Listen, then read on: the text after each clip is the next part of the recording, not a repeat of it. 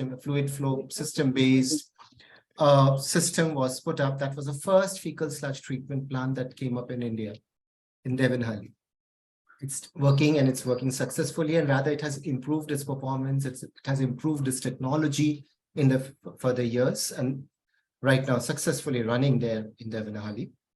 Today, we would talk about some more of different technologies. But before I get down directly into that stream of technologies and what they are, we will not be speaking. It will be the individual concessioners who have actually, what should I say, designed this technology, implemented this technology, and finally they are working with their people at those FSTPs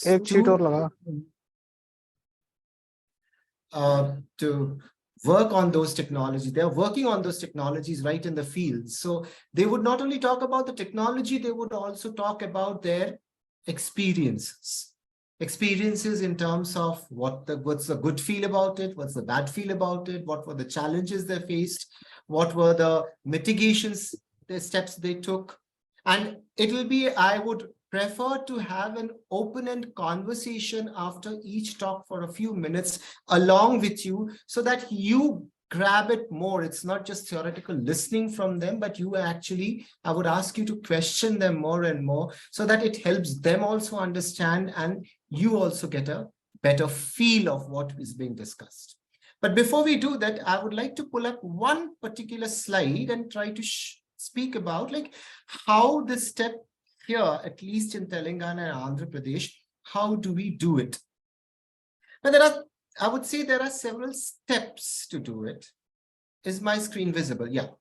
So what happens is we begin with a bidding stage where the government, that is the Commissioner and Directorate of Municipal Administration of the state, along, of course, in each and every step, if you see, ASCII happens to play a very key role in maneuvering each of these processes, be it the documentation, design vetting, or implementing. I'm not separately mentioning it out. But then what happens at the bidding stage, when the bid presentations come up, a technical evaluation is done, financial evaluations are done, and finally, after that, when the letter of award and concession agreement is done, along with the authority and the private party concessioner. When this happens, of course, ASCII stays in between all of them. Then comes, once a letter of agreement has been given, concessioner agreement has been done, comes the stage where in between there are certain stages where a land, for a particular land has to be identified. The land has to be, land lease agreement has to be done with the ULB and the concessioner. And all these things, while this happens on a separate pocket, a design and drawings approval stage comes up where the concessioners, based on the land given, based on the capacity of the FSTP to be constructed, they submit a drawing along with an appointed independent engineer. The drawings and designs are actually vetted out and an approval to go on for construction, go further for construction is given. Once that is done, it comes the construction stage where, as has been approved in the drawing, every unit operation has to be constructed. And these unit operations are regularly monitored through physical inspections, and even the concessioner has to time give inspection report and progress report. And finally, once the construction is completed, the plant is ready for operations, what happens is we ask the concessioner to take in the loads of fecal sludge from the nearby in the ULB and run it on a trial basis for 15 to 20 days and see whether the outputs are coming to the desired or claimed outputs as per the design or not. Once that has happened, a third-party analysis is done. A third-party laboratory actually goes, collects the liquid samples at the different units, collects the biosolid samples that are generated, and then they are evaluated in the laboratory. The parameters is something we have already discussed in previous two of our lectures, if you can recall. So what happens once they are complied, they are given a commercial operation state and their operation stage begins. And every quarter, rather every month, they have to submit some internal reports based on the quality of analysis. And every quarter, there is a very concrete, bigger report they have to submit, and based on which the independent engineer, ASCII, recommends a kind of further payments. So even at the construction stage, because of these milestones and inspections, you see, it's based on the milestones and milestones achieved and the inspections happening, the reports going a particular stage of payment. I'm not going that may vary, but there is a different specific way of doing it here in Telangana. I'm not going into that, but then certain payments are released. And then in the operation stage also, these release. Now, this FSTPs have been designed for a period of 10 years. And ideally, the concessionaire is asked to work on the construction of the FSTP for 6 months and then run the FSTP for 9.5 years. And then comes the question, of course, what will happen? I mean, it will be handed over to the ULB, or it will, again, another round of operation and maintenance contract will go to the concessionaire, is something to be discussed, of course. So having said that, this is the way we go on the stage by stage of doing the FSTPs or coming up with the FSTPs. But then I would, but today what our focus is mainly is to listen to how these concessionaires, as I said in one of my talks, if you remember, that Telangana was technology agnostic. We were not frozen to one technology and then came up with the FSTPs of the same technology in the state or even in Andhra Pradesh. We had invited different kinds of technologies and we have worked on different kinds of technologies. So the pre-read I had given had much more number of technologies to actually go through, but of that, because of paucity of time, we would take few of the technologies, not only practiced in Telangana, we have some other academicians and other people from other states who have some very other innovative technologies to discuss. To begin with, I would begin with a unique technology which we practice here in Telangana. Rather, the first plant came in Telangana, now they have spread across India and they are going beyond the boundaries, is a technology where fecal sludge is treated with geotube technology. And to do that, I would call upon Mr. Harish, who is the Associate Vice President of Banka Bioenu Limited, and he would be talking to you about the technology itself and how they have evolved over their technologies and what is their experience of working with that technology as an FSTP. Over to you, Mr. Harish. Thank you, Dr. Rajeshri. Hello. Yeah, you are audible. You're audible. Please pull up your slide if you want to, or yeah.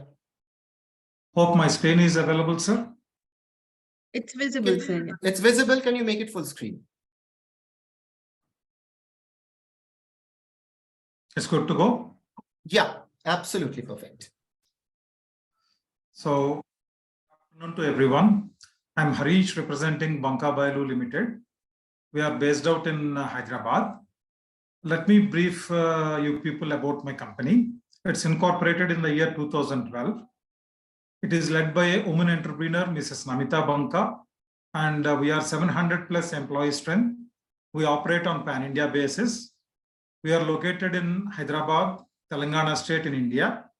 We are the first sanitation solution provider organization to be listed in NSE, National Stock Exchange of India, emerged in the year 2018 in the month of February.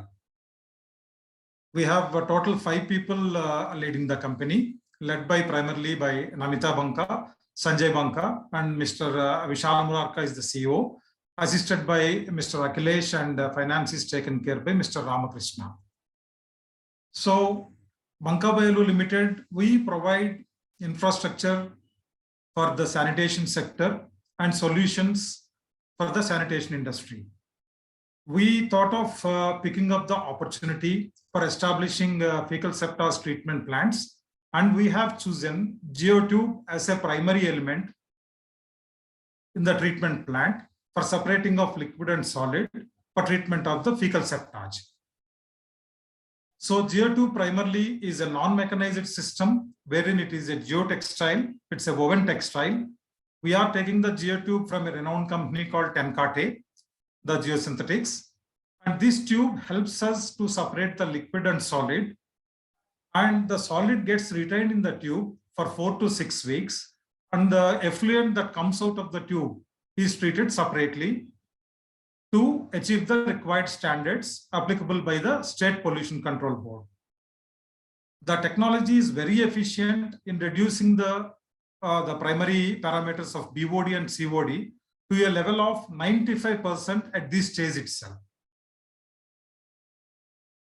Then we have 5 different stages in the whole process. The first one is screening and homogenization.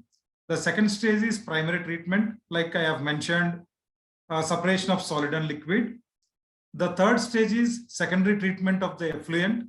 We use a sequential batch reactor for reduction of the organic loads. And the fourth stage is the tertiary treatment, where we subject the decanted effluent of the sequential batch reactor to further reduce and get the required treated water. And the fifth stage is biosolid stabilization. So in the process flow, we receive the septic tank into the plant. We screen through a screening chamber, and then the screened septage will be taken into a sludge holding tank. In the sludge holding tank, we subject the septage for a recirculation. This helps in homogenization of the septage. Means, like we get, for example, a 15 KLD plant, design capacity of 15 KLD. 5 different trucks will come from 5 different locations, will carry different characterizations. A first truck may have 3% of solids. Second truck might have 8% of solid, or a fifth truck may have 2% of solids. So all the septage will be taken into the sludge holding tank, all the trucks septage, and a recirculation will help homogenize the total septage received. This homogenized septage will be taken into a control room, wherein we add the organic polymer. This polymer helps in flocculating the septage. So this flocculated septage will be pumped into the geotube in the same line only. From the sludge holding tank through motor, through pump, the septage will be pumped to polymer tank. Inline dosing will happen, and the septage will be simultaneously pumped into the geotube.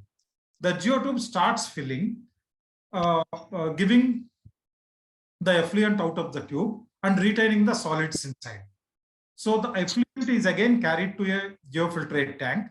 From this tank, the filtrate will be pumped to sequential batch reactor. Here, the BOD and COD levels will be reduced using aeration method. And then this particular effluent will be decanted and then subjected to sand filtration for any solid reductions, and then to carbon filtration for odor reduction and color discolorization, and then disinfected and will be taken into a treated water tank. The solid that is retained in the geotube will be kept for sun drying for 4 to 6 weeks, and the geotube is cut open, and then we test the solids, the dried solids, for any pathogen presence. After the safe correction of the biosolid, this biosolid will be subjected to pulverization, and then that pulverized solid will be bagged for further reuse. The treated water currently we are reusing for in-house in-plant at site greenery development. Likewise, the biosolid also. Any excess recovery of the water and the biosolid, we are asking the municipality to carry further uses. So this is the general layout of the plant. We have some support infrastructure like security room, a training room for officials and operators, and then toiletry facilities, and then biosolid storage shed, and then the plant operational components like a sludge holding tank, treated water tanks, and then the geocontainment tank. So the first stage is the bar screen, a typical brickwork made bar screen with a 8 mm through 8 mm pore size. The septic tank will be unloaded at the screening chamber. Then we have a control room, a containerized solution, wherein we have the activated polymer in the tank, which will be dosed into the septage pump to the geotube. The enclosed image will show you the effluent of the effluent coming out of the geotube. Then the sequential batch reactor. We take the geofiltrate into the sequential batch reactor, wherein we have the aeration system placed in. We subject the filtered geofiltrate effluent to aeration so that the COD and BOD levels can be obtained in the desired way. This is the control room I am talking of, wherein we have the sand filter and the carbon filter, and the disinfection unit also is placed inside the control room along with the activated polymer dosing system. So these are the support infrastructures. We have used the local red clay for making the bricks so that it is aesthetically good and eco-friendly as well. The first image specifies the security room here along with toilets for gents and ladies separately. Then we have a training room. Then we have a weighbridge for voluminating the septage received. This is the total plant layout. Here you can see the solid storage shed wherein we store the biosolids that is processed from the geotube, and some images of the green bed. So this is the image that describes once the tube is cut open. This is how the biosolid cake is looked at. This is the unit which pictorially describes the pulverization for achieving the desired particle size of the biosolid, and then we pack in the we pack the biosolid for further usage. So the recovery is, for example, if I take a 10 KL septage input per day, 70% of the effluent is recovered and treated. Means I get 7 KL of treated water effluent for usage for in-house greenery development. Or else, if I find that excess water is developed inside the plant, we will intimate the municipal officials, the local urban body officials, to use it for their urban greenery development. The biosolid, we use it for our greenery development in-house, or else we are opting it to give it to desired non-food grade crop farming development, or else another option is for nursery developers. They are also interested and they are also taking the biosolid. The ratio what we are preferring is 50% of the treated biosolid to 50% of red soil mixture is giving much better desired results. So our salient features are, it is easily scalable. For example, the design capacity of the plant installed in a particular location is 15 KLD. Tomorrow you will be 6 scaling of that particular location. I have to add another accommodation unit for the tube. Means the current plant tubes are 4 numbers. If I can add another small component, which can give me another 2 tubes additional placement, in turn will enable me to scale the plant without changing much of the components. No water nuisance. These geotubes after usage can be resold. These are PP5 grade polypropylene. These are majorly used in road laying. Nowadays, IRC has made it compulsory that a geotextile has to be put under subgrade for cement concrete roads. So there you can resell these used geotubes.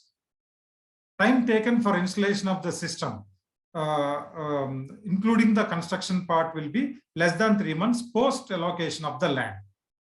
So even a simple layman can operate the plant. As this is a semi-mechanized system, we hardly have 2 pumps to be operated, one in sludge holding tank and one for the blower system for the SVR. The recovery of the treated water volume is more, 70%. The biosolid is safe for disposal. It can handle income septage of any shock load and solid variation from 1% to 8% or more. So no vehicle can be written saying that the solid content will be more while receiving the septage inside the plant. In primary stage itself, BOD reduction will be 90 to 95% at the geotube effluent stage itself. With many of the samples, this has been proven. So currently we have 9 plants in operation. 7 in the state of Telangana, in and around Hyderabad, and 2 plants in the state of Andhra Pradesh. Till date, we have treated 8,000 kiloliters of septage, in turn reused 5,500 kiloliters, 70% of the inlet, and then we have 240 tons of biosolid dispersed for various applications. So the efficacy of the plant is the COD will be less than 50, BOD will be less than 20, and then TS will be less than 1%. The suspended solids will be approximately 50. So these are some of the third-party analysis that I am projecting you, wherein we take regular third-party analysis for every quarter for all the plants that are in operations. So we do have an in-house lab, which is DSIR approved, for regularly checking the input and output parameters. We check twice a month for all the parameters for the effluents. For the biosolids, every quarter we check once. That too with the third party.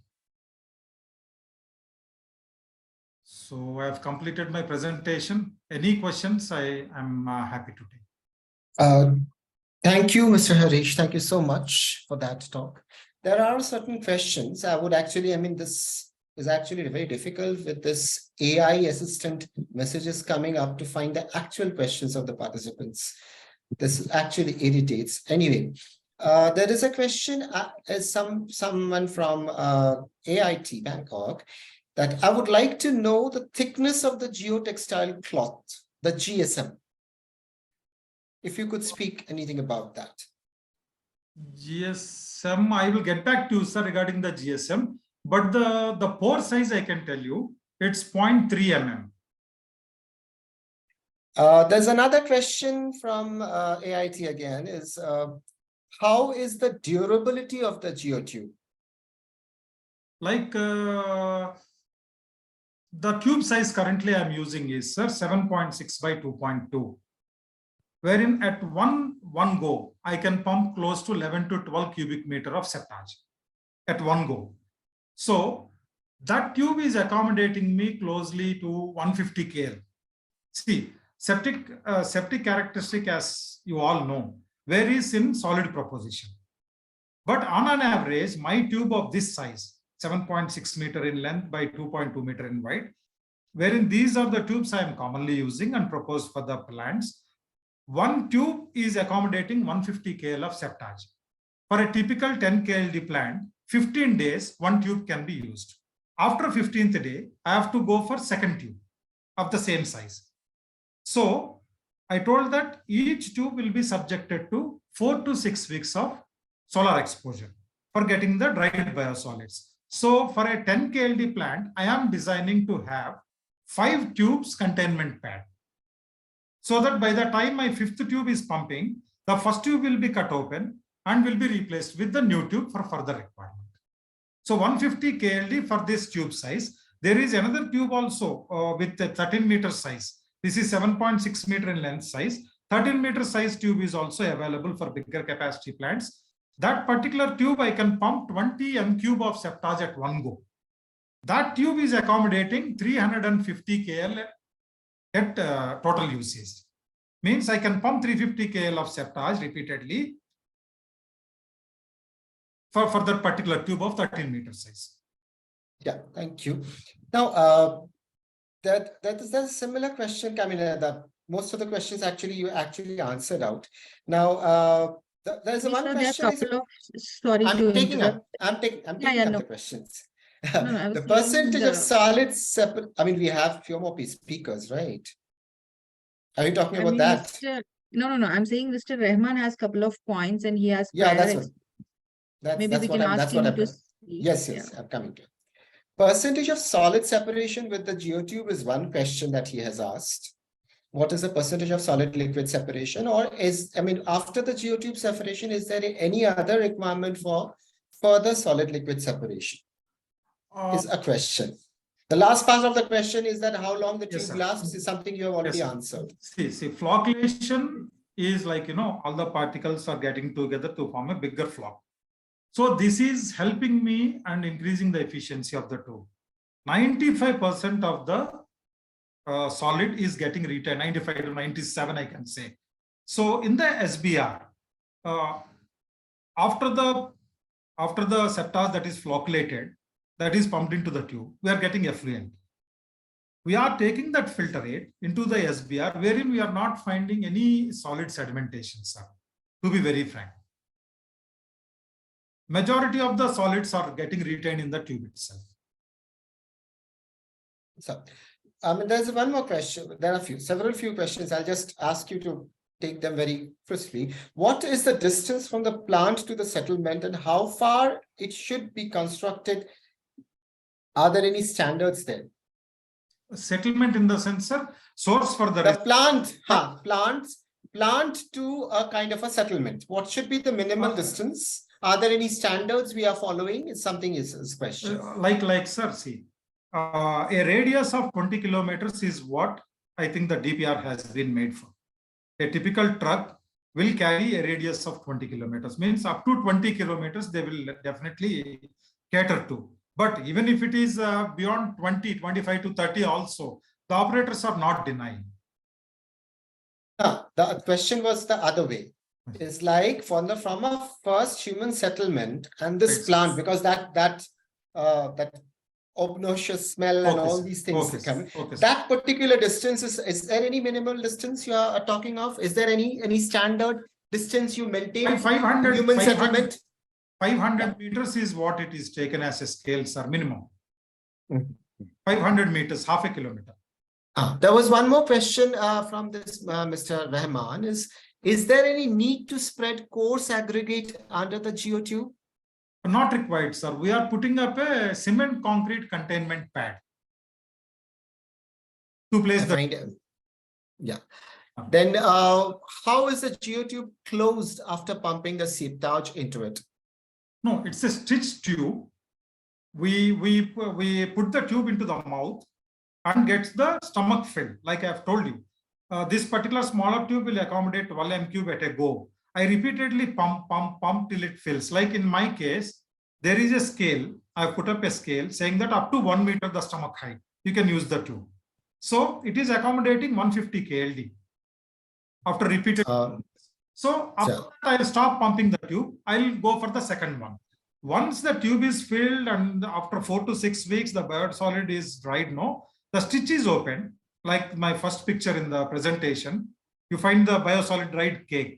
And the tube will be of no use for pumping again. You have to replace the tube for pumping again. But cost of a geotube, sir? The smaller tube is costing close to 23,000 Indian rupees. And a bigger tube is 28,000. And what is the power requirement for the power requirement is 10 KLD plant, say? 10 KLD plant, and overall, I have generalized, I'll summarize.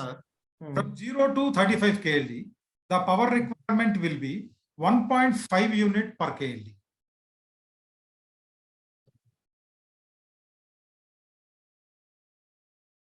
So for a 10 KLD, 15 units of power, which includes my infrastructure power also. Illuminary, and then the pulverizer unit, the SBR. Yeah, thank you. Thank you so much, Mr. Harish. Stay along with us. Stay along with us. There are always questions coming up on the chat box. I would like to take those questions and then please answer them back. Sure, sir. While we call upon. It is a pleasure. It is a pleasure for us. And thank you so much for giving us an opportunity. And I wish a great day to all the participants. Thank you, sir. Thank you so much. So I call upon our next speaker for the day. He is from Primov, and he would speak about a very interesting way of teaching Faecal sludge with tiger worms. So I will not speak much. I mean, I'm more excited to listen to how they have evolved and what they are doing and what their spread with their technology is. I would call upon Mr. Ajit Oak to please take up the scepter and speak about his technology. Yes, Mr. Ajit. Yeah, good afternoon, everybody. Let me just try and share my screen.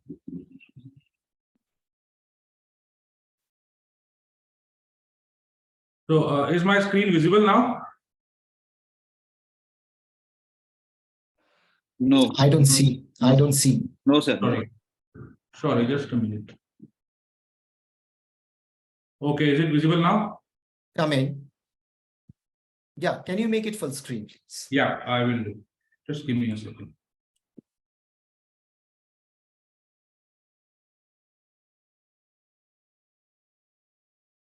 Yeah, there you go. Is it visible?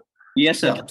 Yeah, yeah. So again, good afternoon, everybody. My name is Ajit Oak, and I've listed name of two companies here, Prime Move and TBF Environmental Solutions. Actually, Prime Move is the sort of parent company with which I've been involved for last 25, 30 years.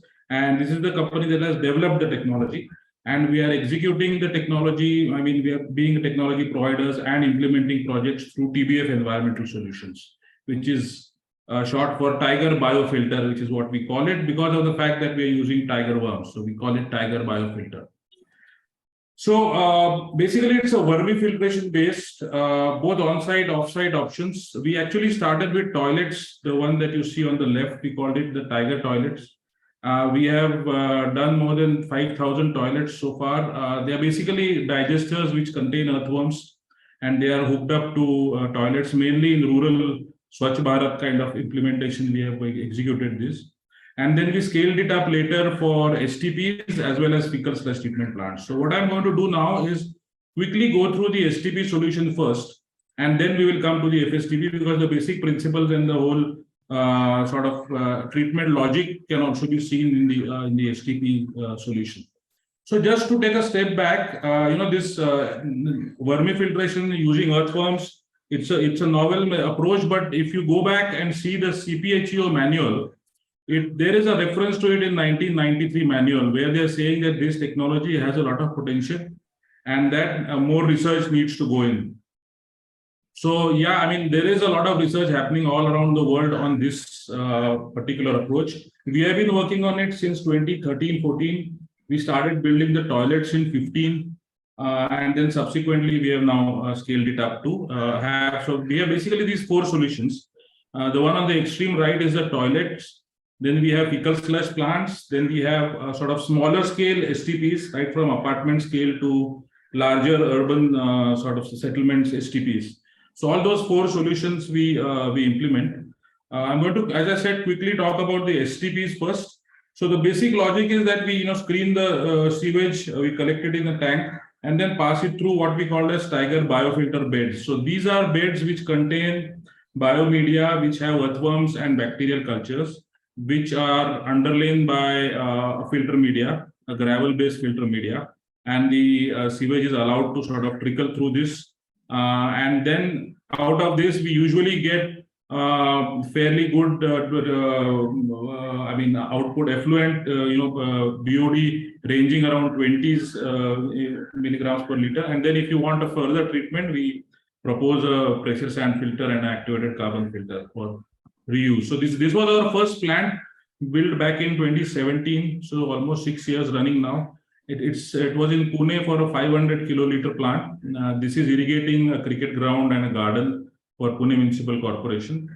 So then we recently have a plant for the Pune Golf Club, which this treats 1 million liters actually, again earthworms.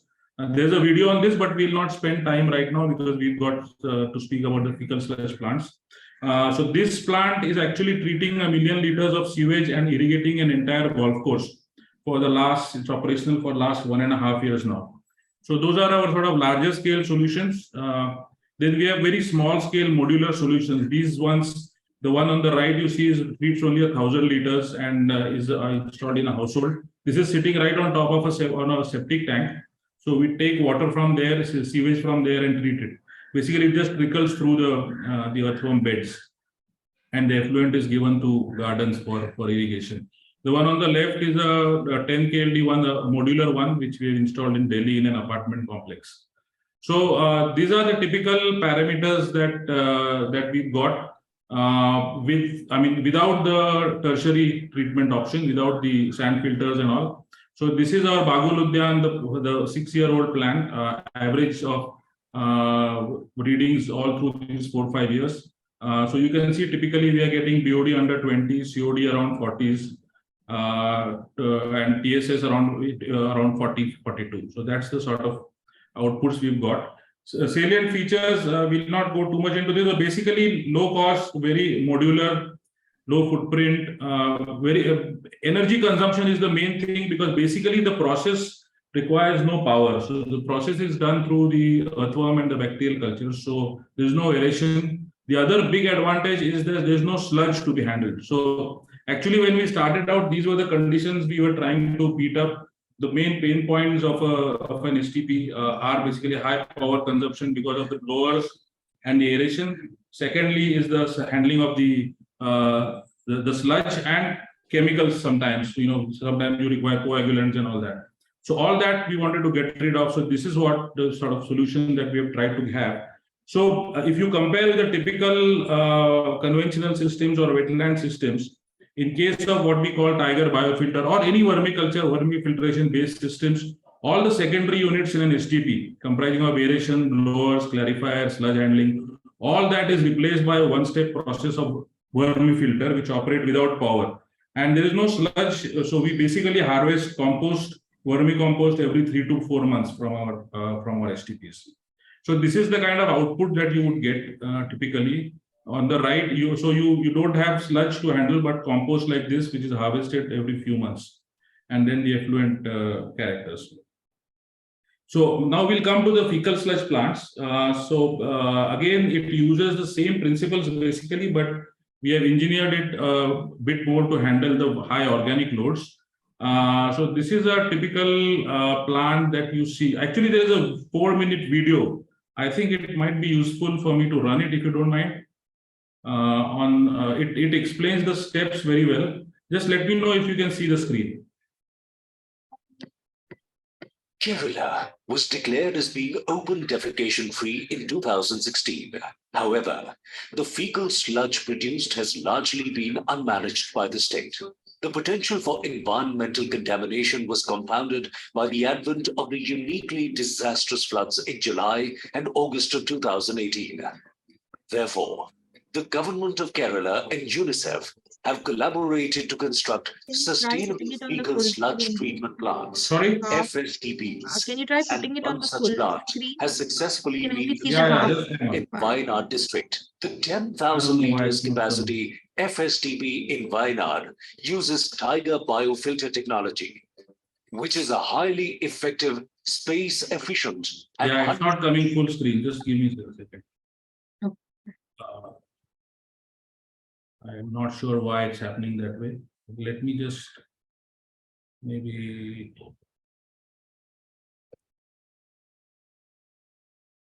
100% natural way of treating fecal sludge. The technology was developed by Primove and executed in association with TBF Environmental Solutions, with funding and support from UNICEF. The technology has 4 stages. The anaerobic treatment, vermifiltration 1, vermifiltration 2, and polishing. To begin with, the septage is collected in the receiving tanks through suction trucks. It is then passed through a series of anaerobic tanks, which contain an inoculum, which helps to decompose the waste matter to a certain degree. The effluent from the anaerobic tanks is then sent to the vermifiltration beds, which is stage 2 of the process and is housed inside a shed. The vermifiltration beds are the heart of the process and is a superior form of sanitation technology.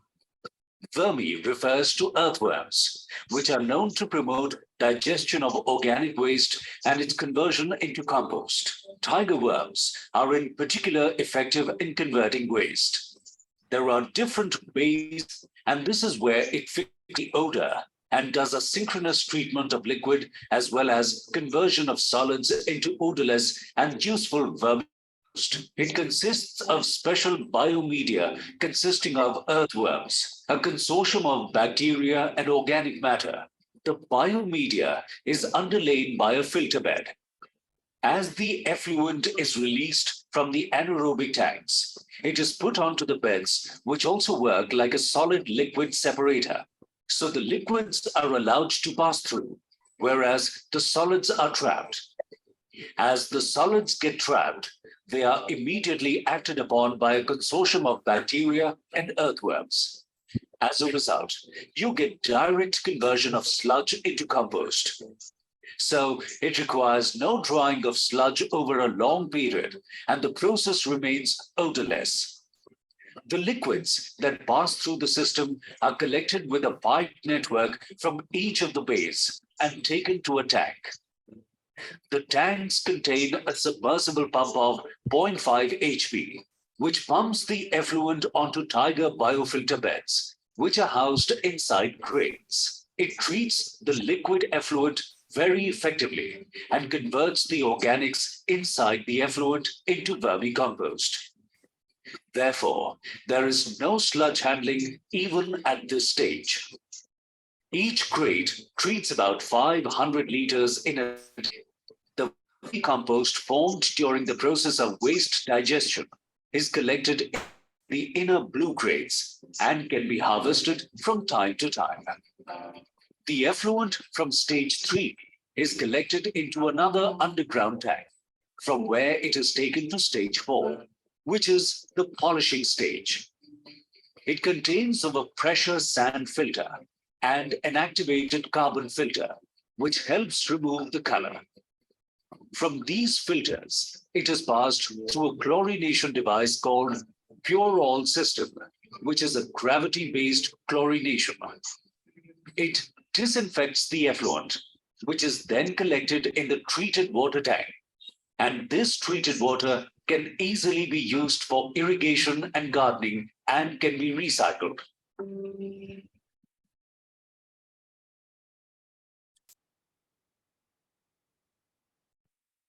Yeah, hang on. Let me just try and see if I can turn this off somehow. I will stop sharing and start sharing again if you don't mind. Yeah, you can try that.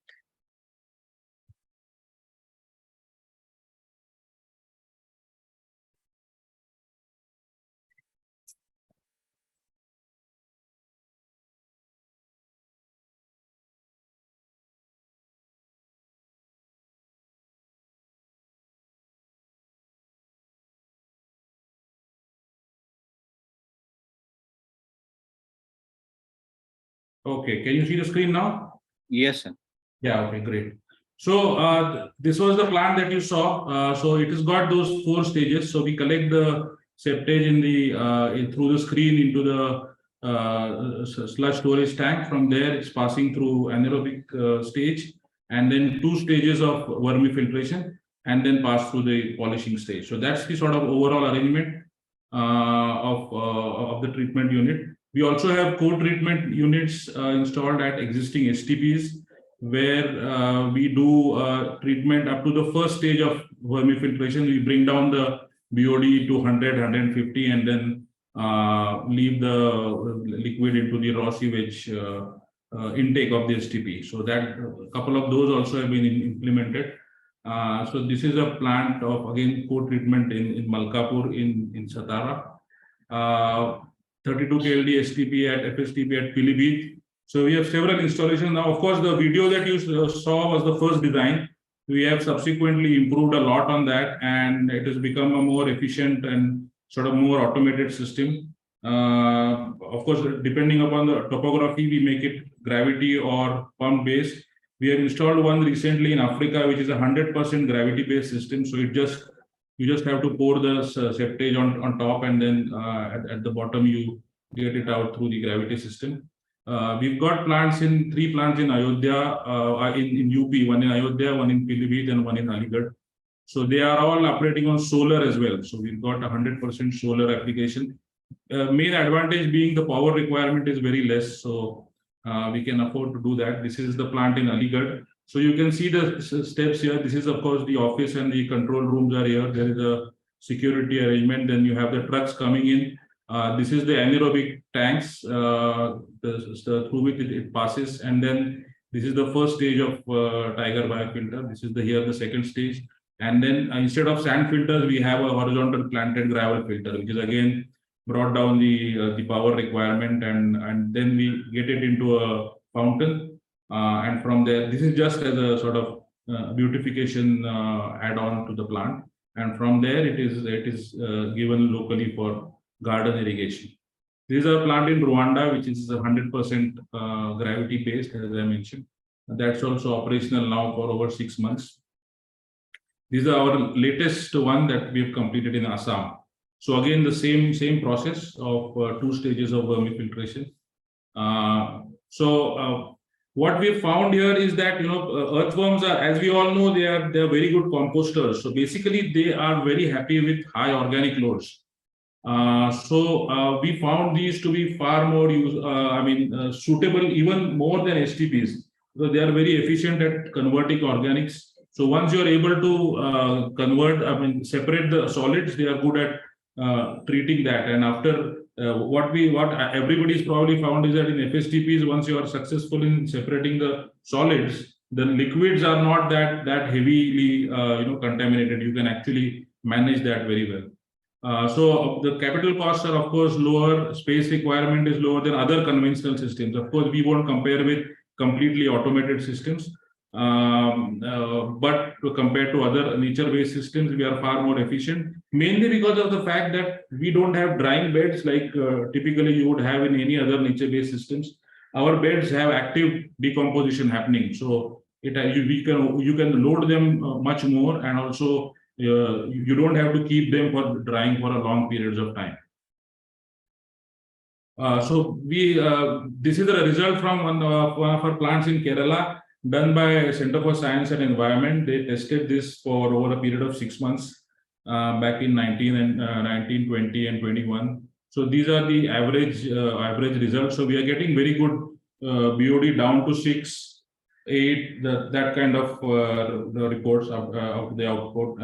Starting from even the sort of input ranges from 2000 BOD to, as you can see in November, 43,000. So there is a big variation that these can take up.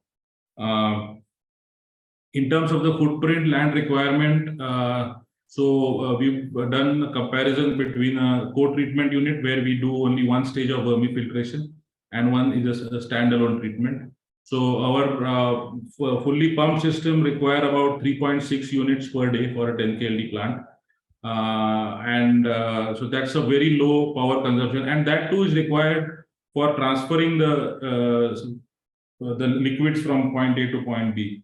So the process itself, there is no power required, and this also includes everything. The lighting and everything is included. So we can easily convert to our plants to solar based as well. So we have 10 installations now completed, 2 ongoing, 1 in Bihar and 1 in Assam. And so far we've treated in excess of 6 million liters of fecal sludge.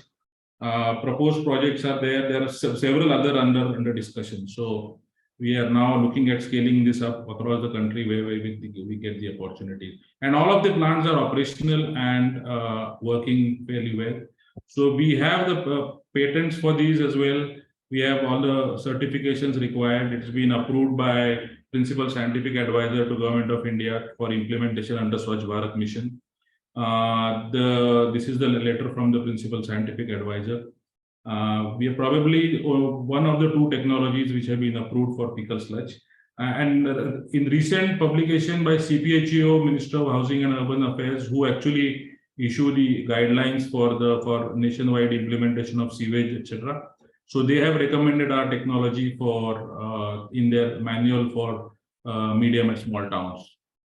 So with that, we are trying to now scale up and try to implement this as many locations as possible. So that's it from me. Sorry about some confusion on the YouTube, but I hope you were able to see that video. Thank you so much, Mr. Ajit. That's wonderful. I'm sure participants would come up with a few more questions, but I had some from out of my curiosity. I had a question. When it comes to these worms, like you said that the organic content actually helps them grow, or rather they love it. What happens when in kind of situations, especially in FSTPs, where there is an irregular flow of sludge? How do you make these worms survive? And the second question, a minor question is, are there any kind of obnoxious smell issues when these worms grow and then they work around in treating with the STPs at the STPs of STPs? Yeah. So in the design of the plant, we have the anaerobic initial anaerobic containers, which is basically also works as equalization. Just you saw in the last presentation where they actually recycling the sludge. We are using a anaerobic detention of up to 3 days, which works as equalization. And then we have a process laid out for actually dosing the beds with the septage that actually comes through. So there is a loading rate that is decided. So based on the capacity of the plant and with some buffer, that's how we design the surface area of the beds, because that's how it works. And your second question was about odors. Actually, not at all. Basically, earthworms, if I don't know if you have seen any of these plants, one of the first things that happens is the odor is killed. Even in our toilets, that was the primary reaction from all the users, that even the typical odors that you get from a septic tank are not there, mainly because of the fact that this is an aerobic process, completely aerobic process. It's not anaerobic, so there is no methane or H2S which is generated. So that also removes the odors. And there is a lot of R&D going on in this, and apparently earthworms secrete some enzymes basically, and the bacteria which come out through the vermicompost that they give out, that actually helps in killing the odors. But no, there are no odors. Our plant in Aligarh is right in the middle of the town, and we haven't had any complaints received so far. Thank you. Thank you so much. Stay on with us, and if questions come up in the chat box, please address them, try to address them. I would call upon our next concessioner, Mr. Srinivas Rao, who will be talking about a combined biological treatment system for treating the liquid part of the fecal sludge, and a solar drying system, which has been unique design. And the other part, which you would take up later in his talk, I'm sure, is the IoT-based system he has taken up, where he can, sitting down anywhere in the globe, I can control an FSTP sitting down anywhere in the globe. That's the big USP of his technology he has come up with. And to mention people who are coming with us from this group, next week, we'll actually take you to one of his constructed plants, and a plant, which is a 40 KLD plant, he would speak about, I'm sure, constructed within the first lockdown period and successfully running, and we'd be taking you around there. But I hand it over to Mr. Srinivas to speak about it and then take it further, the conversation further. Over to you, Mr. Srinivas. Thank you, sir. Good evening, everyone. And thank you very much for that introduction. I don't need to introduce myself anymore, but okay, as a formality, I explain about my company and myself. So can I share this, presentation, sir, so that I can go by slide? That would be fine. Yeah, please do. Please do. I deliberately am not, introducing any of you, so that you introduce yourself along with your company's credentials. Yeah, sure. I'm deliberately not doing it. Yeah.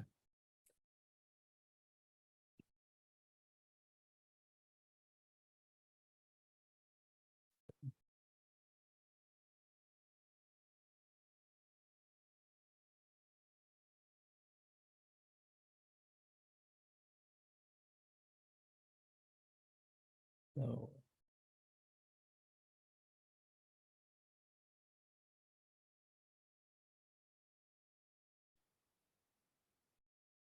okay.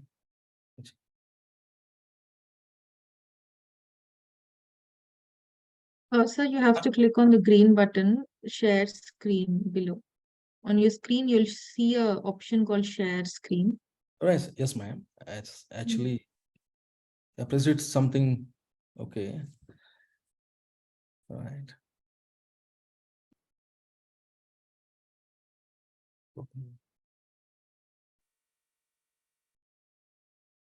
Or do you want to share with us? We'll Yeah, share it on you. ma'am. I do one Can you- thing. Screen recording.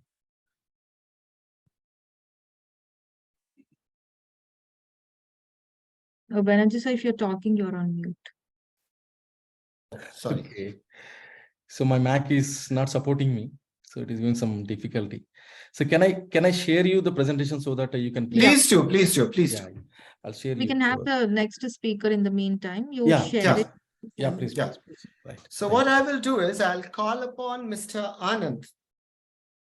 I will call upon Mr. Anand to speak about the technology he would speak. He's from Dynary Engineering. And he would talk about, again, and something very unique. The solid liquid separation is what we actually talk of, or is a principal concern when it comes to fecal sludge treatment plant. So he will take you to a very unique technique of electrocoagulation, and thereafter biological treatments and usual solar-based treatments. Over to you, Mr. Anand, to introduce yourself, introduce your company, and then talk about the technology. Mr. Anand, are you there?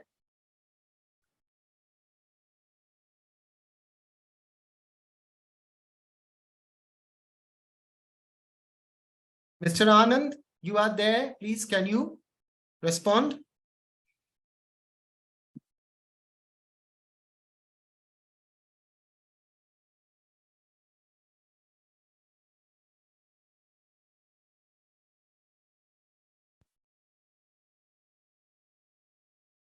Yes, Mr. Anand, you just unmuted yourself. Please, can you?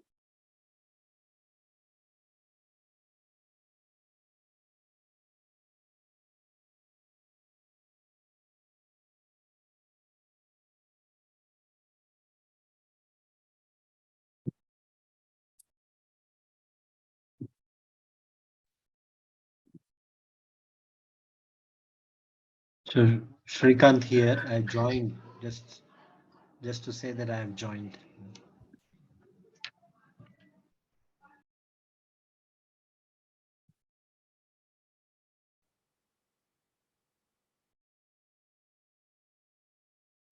I've just checked with Mr. Anand. He's there on the call. He's trying to speak, but we are not listening. He's fixing his camera or mic.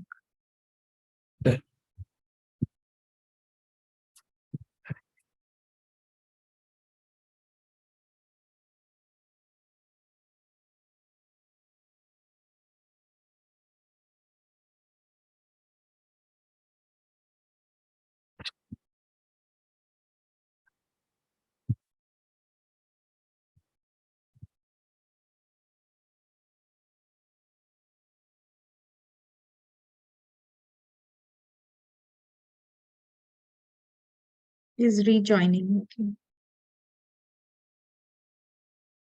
Mr. Srinivas sent us, I mean, I didn't receive it, the PPT.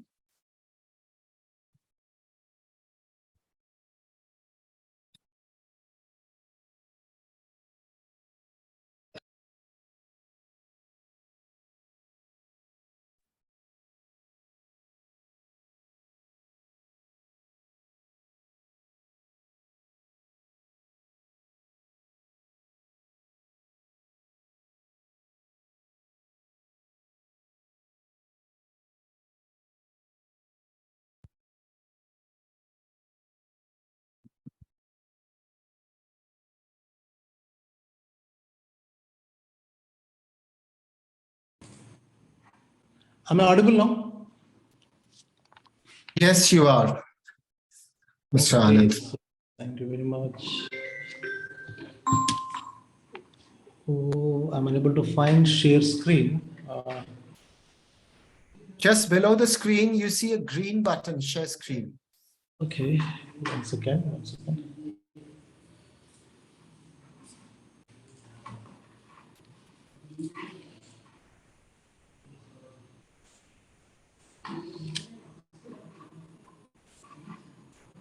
Click on the share screen, a window will open where it will ask you, yeah.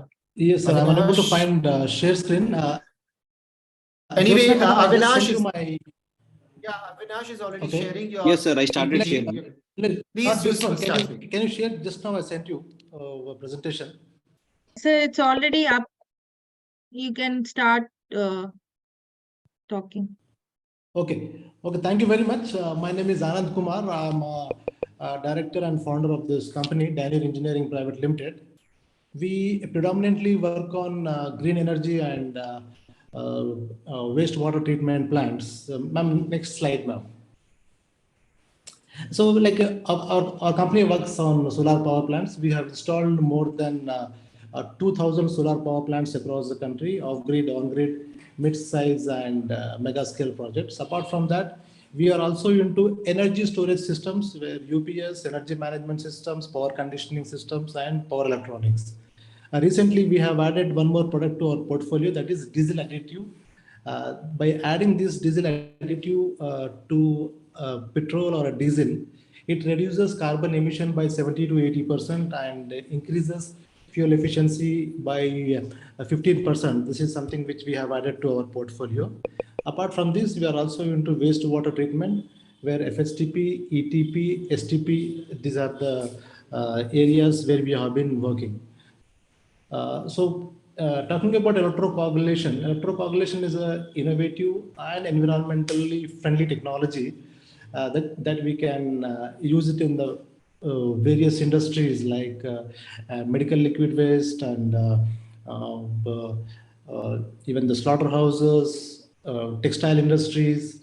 So all these areas where we can use the electrocoagulation process. In the recent time, we have used this technology to treat fecal sludge, that is septage. So let me give you more information about the electrocoagulation technologies. Next slide. So like if I talk about electrocoagulation technology, this has basically has this following components: a DC power supply and electrodes. Then these electrodes immersing into the wastewater which has to be treated.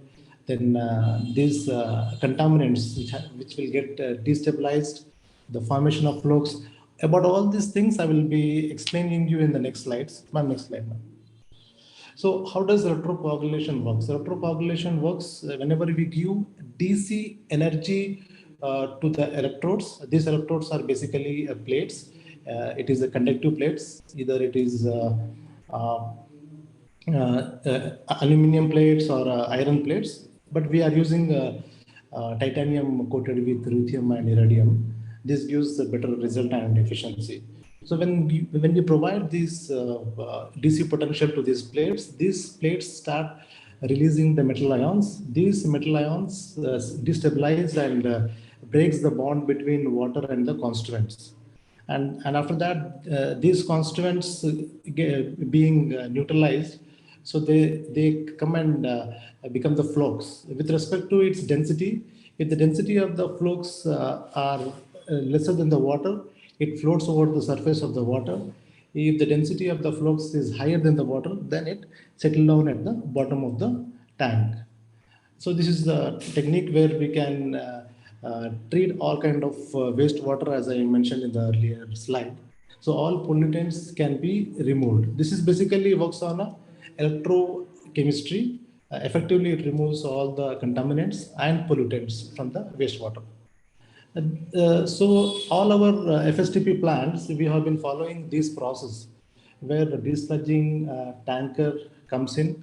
We do the screening first. All solids which are bigger in size get filtered in the receiving chamber. After that, it goes to the settling tank.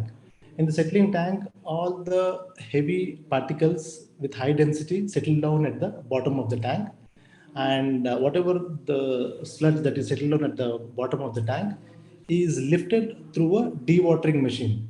Dewatering machine is basically a screw press mechanized solid liquid separation machine. It separates solids and liquids. So here most of the treatment takes place here. Almost 80 to 90% of the treatment takes place here. All solids goes to a solar drying bed and liquid goes to a electrocoagulation unit. After electrocoagulation, again, further it breaks down the bonds between the constituents and the water. It does the treatment, it kills the pathogens. Most of the treatment takes place here. As a contingency, we have a MBBR. So right now we have recently tested, instead of keeping MBBR, if you keep ozonator, after the ozonator, all the parameters comes down substantially and meets all the pollution control board norms. I'm showing MBBR in this slide. The reason is the plant which we have already constructed, they are with the MBBR. So MBBR does the further treatment. Due to this dual treatment, our plant water quality is very, very good. Even either MBBR or either electrocoagulation alone can able to treat the water prior to the carbon and sand filtration. So after MBBR, we have a settling tank, and then we lift the water. We do the further filtration in the carbon filter and sand filter. Though we do the treatment disinfection in the electrocoagulation, before discharge of the water, we make sure water is completely free from all the pathogens. So that's why UV is provided, and output of that water is clean water that can be used for irrigation or a plantation purpose. So whatever output that we are getting from the plant after the treatment, we are using for in-house greenery purpose, and whatever solid that we are getting out from the plant after solar drying, after killing all the pathogens, once it is completely free to handle and use, these sludge we are using in-house for the plantation purpose. ULB municipality people are also collecting them. They are using in their Harita Haram program, where they have a nurseries. They require a lot of manure. At that place, they are using the sludge produced from the fecal sludge system. Madam. So how electrocoagulation works? So what happens whenever DC potential we provide to the anode and cathode electrodes, these metallic ions, they releases from these plates. These metallic ions, they react with the pollutants which are present in the wastewater, and ultimately it neutralizes it, and due to the neutralization effect, flux is formed. And as I mentioned, with respect to the density of the flux, so either it floats on the surface or it settles down at the bottom of the tank. So we have a drainage system. So whatever sludge that settles down at the bottom, that can be drained. At the same time, whatever flux that floats over the surface of the water, that also can be drained. We take a clean water in the middle part of the water is taken out and used for the further treatment purposes. Next. This is how electrocoagulation looks like. We have one inlet and one drain, and over top also we have a drain and outlet. So this way we make sure that only clean water goes out of this reactor for the further treatment, whereas whatever it settles down at the bottom and whatever it floats on the surface of the water, those two things will get drained and sent it back to the first tank, so that it can again go through the dewatering machine, and those solids can taken out into the solar drying bed. So that's how we ensure that 100% solid goes to the drying bed and 100% liquid goes to the further treatment purposes. Next one. So advantage of the EC is we can do the treatment immediately. It is completely independent of qualitative and quantitative loading. For example, say like if 4 or 5 days, if we don't have inlet or a sludge at all, so during that time also, immediately as it comes in, so we can run the plant, we can switch on the electrocoagulation and dewatering machine, and we can do the treatment. Unlike if you go for a biological treatment, if there is no sludge for a week time, and then the population of the microbes that are available in the MBBR tank or SBR tank. So they goes down, and again it may have to reactivate those bacteria and those microbes to increase the required the population of the colony of the microorganisms. It can be switched on and switched off anytime. So that flexibility is there with the electrocoagulation integrating with the dewatering machine. Even the stable and saturated organic matter can also be treated. Its application has a wide range, like I had mentioned in the earlier slides. We can use it for industrial wastewater, medical wastewater, slaughterhouses, textile industry. So all sort of waters can be used for the treatment of the water. So this is a portable, this is a scalable. Any size you can increase the size. Easy to maintain, easy to do the maintenance, and very high skilled manpower and is not required. Why am I saying this is to maintain an MBBR plant? Definitely, skilled manpower is required. Here, a simple electrician can able to operate the plant. Absolutely no foul smell, and at the same time, it is completely environmental friendly, and it's a green technology. Why am I saying this? Because no gases emits during the wastewater. Next. So this is how like we see the output of water during the treatment. I have like few more slides. Unfortunately, I am unable to share my screen. Or like there are site photographs are there, and I have a video of total plant being operated. There are a few more slides. Unfortunately, I am not able to share with you. This is the old PPT which I only shared. Unfortunately, I shared the old one. Mr. Anand, there's a question from one of our speakers, rather, Mr. Ajit is speaking. Like post his question specifically, if I read out, don't you require MBBR or an SBR process to treat the liquid? Sir, 1 second, sir, 1 second. Like, can you come again? Question is, don't you require an MBBR or an SBR process to treat the liquid? Yes, sir. It is not required.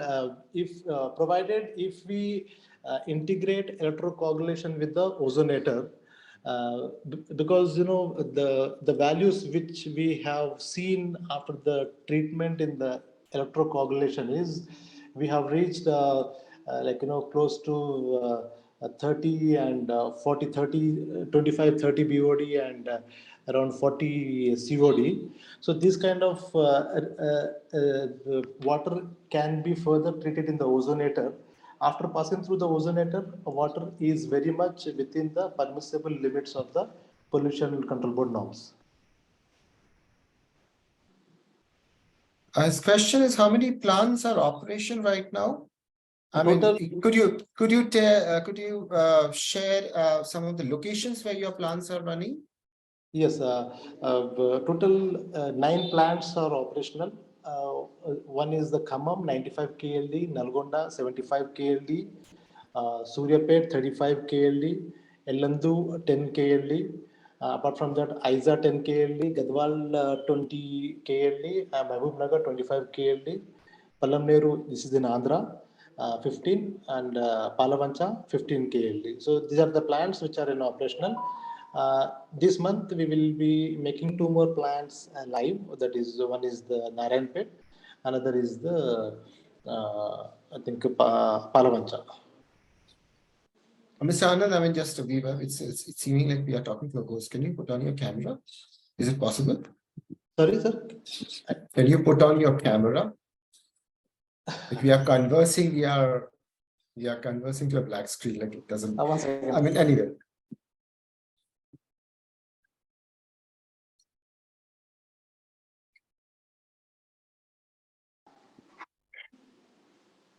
One second, sir. Yeah, actually, I'm using another screen. I have to just switch on open my laptop. While you do that, please answer I the hope, question here. Yeah, you are visible right now. So I see that, I mean, somebody from a question is, I see that there is a pressure sand filter. How many months the sand needs to be changed? And this question is related to the activated carbon filter, like in how many months or what is the frequency of changing the base carbon and the base sand in the filter units?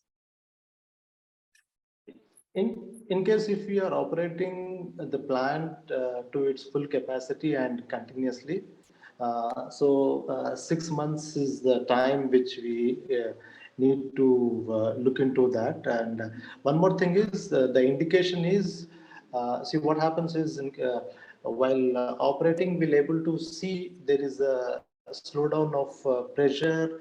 This happens due to the clogging of the clogging at the sand filter and the carbon filter. So during that time, it need to be changed and it need to be replaced with the new sand. In case if there is no load, for example, if it is not operating on full capacity and continuously, so again, the life can go on maybe 1 year.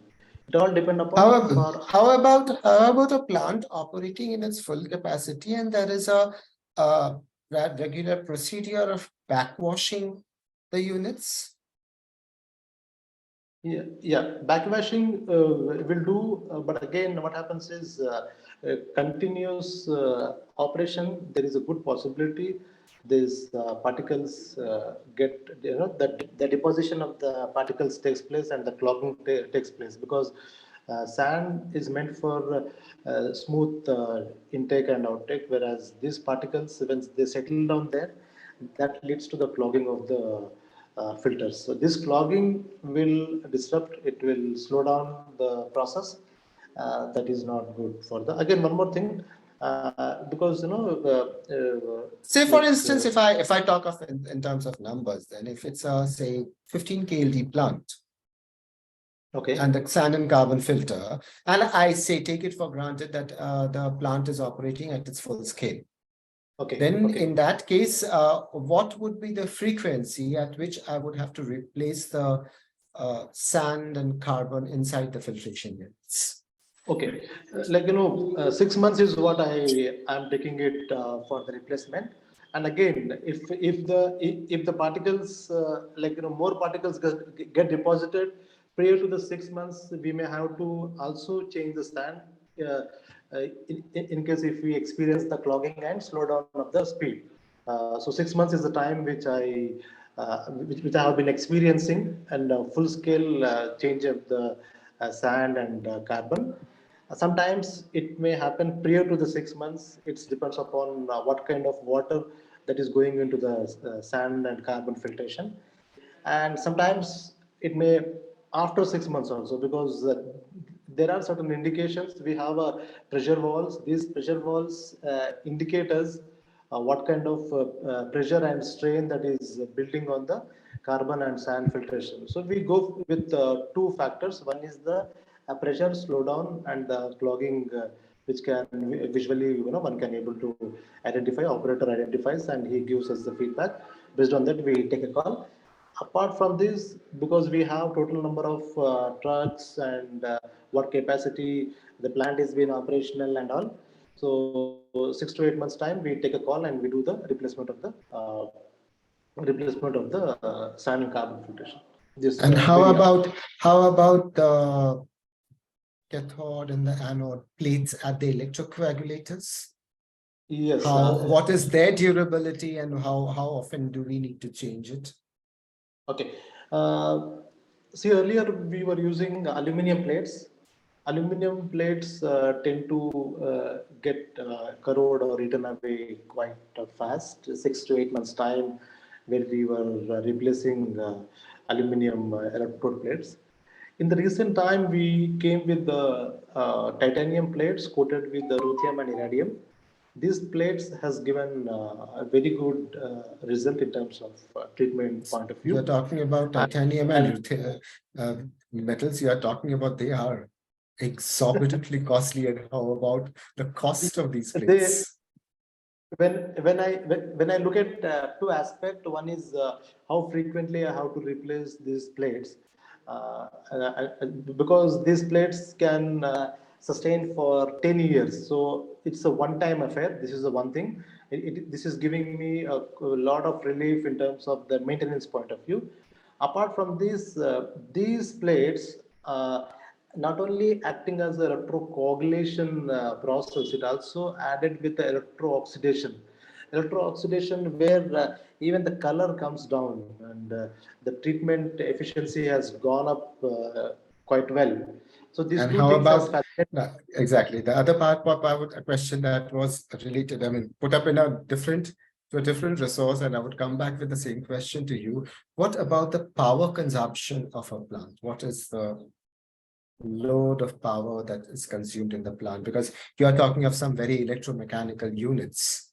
So how is that? And when I'm talking of certain parts of India or certain parts of a country would have continuous power supply. What about if there is a power breakage? How does that plant work? If there is anything you would like to talk about. Two parts. That's one is the power consumption, and the other is how do you assure continuous power supply? Okay, when it comes to the power consumption, if I really have to compare with any biological unit where I have to continuously feed air through the blowers, if I do comparison with that, so the power consumption is less than that, partially less than that, but not more than that. And second thing is wherever there is a power shortage or power cut or blackout scenario, like I had mentioned, I am from a solar background, so I give them a you took my system. question. Why I asked you? I provide a standalone solar system because I am also into energy storage systems. I'm offering these solutions to big plants, megawatt plants, where they require like huge megawatts of energy has to be stored for a quite a longer time, and they are using it in the peak hours.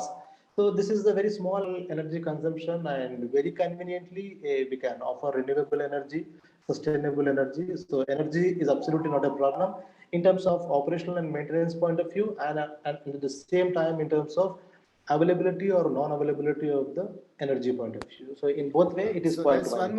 one question coming from Maldives. One of our participants asking is, what is the footprint in meter square per kiloliters treated?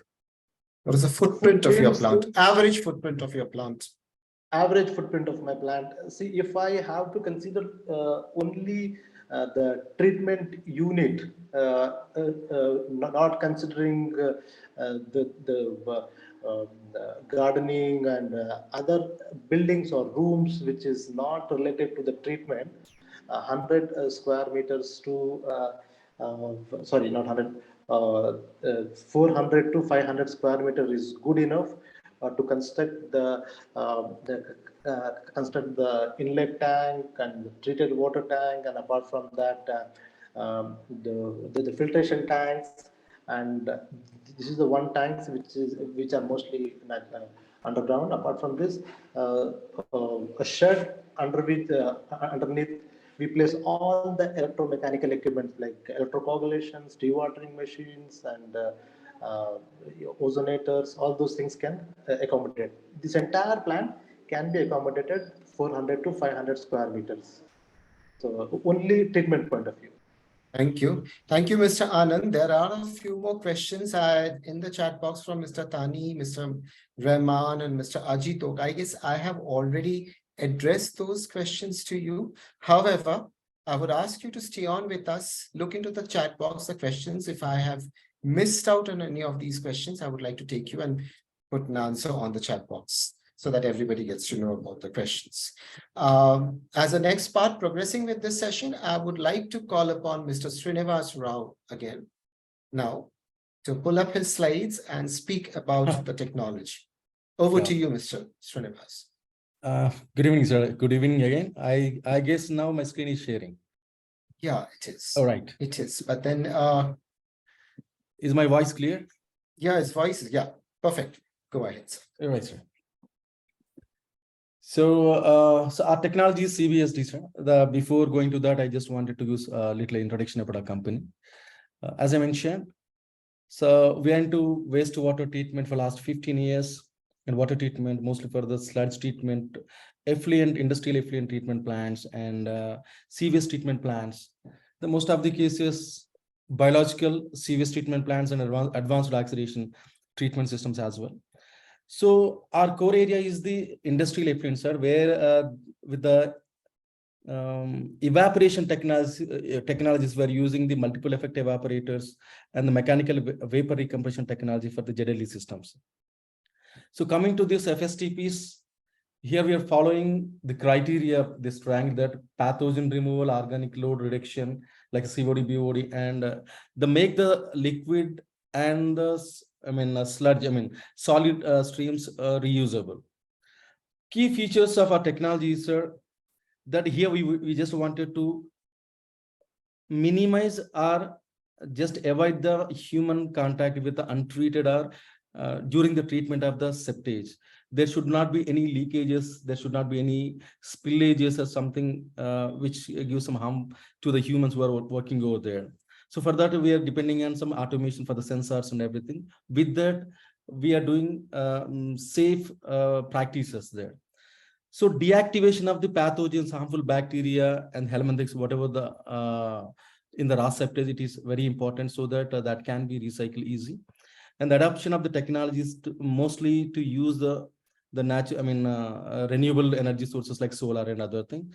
So here we put some mechanized equipments to fasten the treatment process, like liquid treatment and even the sludge drying.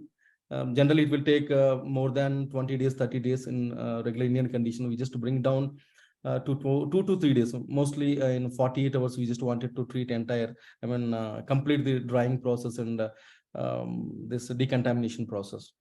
In our system, there is no incineration, there is no few gases, there is no emissions at all. That is a system. So this is a layout. In this, the unit operations are shown, sir. Like we have a bar skin chamber, and after that we have some grid separation, collection, solid liquid separation. After that, the liquid treatment areas, the aeration, the MBBR systems, and clarification. And these are few filtration units. We have a decontamination, the disinfection for the liquid stream and for the solid as well. So here in the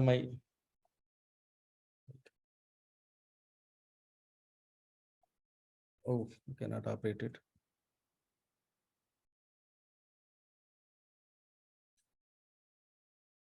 So am I audible? Yes, sir, you're audible. Yeah, right. Again, there is a problem with this thing. So this is my flow diagram for each and every unit operation is showing over here. So when the septic tanker comes, there is a bar skin chamber, and after that we have collection tank. We have a dewatering unit. In dewatering unit, we are using this screw press. There, the dewater sludge will be taken into the drying, solar drying shed, and the supernated water. The water, it is separated in the dewater unit, is taken into the aeration system, the MBBR unit. We have a 2 MBBR reactors. So there, MBBR media will be there. We oxidize. We supply continuously air to maintain the bacteria, which is actually working on reducing the COD, BOD of the water. And after that, we have clarifiers.